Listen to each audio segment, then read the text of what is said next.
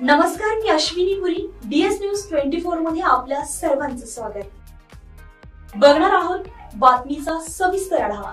आमच्या DS news 24 चॅनलला like करा, शेअर करा, सबस्क्राइब करा आणि बेल आयकॉन प्रेस करायला विसरू नका.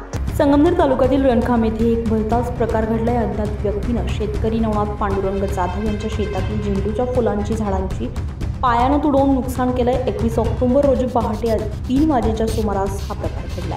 हा प्रकार घडल्यानंतर नवनाथ जाधव यांनी थेट घारगाव पोलीस ठाणे गाठून अज्ञात व्यक्तीविरोधात गुन्हा दाखल केला. नवनाथ जाधव हे रणखाम येथील कुटुंबासह राहत असून शेती व्यवसाय करत आहेत. त्यांनी गट नंबर 844 या क्षेत्रामध्ये सध्या झेंडूच्या फुलांची शेती केली आहे. मात्र 21 ऑक्टोबर रोजी पहाटे 3 वाजेच्या सुमारास कुणीतरी अज्ञात व्यक्तीनं झेंडूच्या फुलांची झाडेच पायानं तुडवून नुकसान केलंय. सकाळी शेतात गेल्यानंतर हा प्रकार नवनाथ जाधव यांच्या लक्षात आलाय. परंतु हा प्रकार कुणी केला, का केला, हाच प्रश्न निर्माण झालाय. DS न्यूज 24 साठी अश्विनी पुरी, रणखाम. अशाच नवनवीन घटना घडामोडी पाहण्यासाठी पाहत रहा DS न्यूज 24. तोपर्यंत मी अश्विनी आपली रजा घेते. नमस्कार.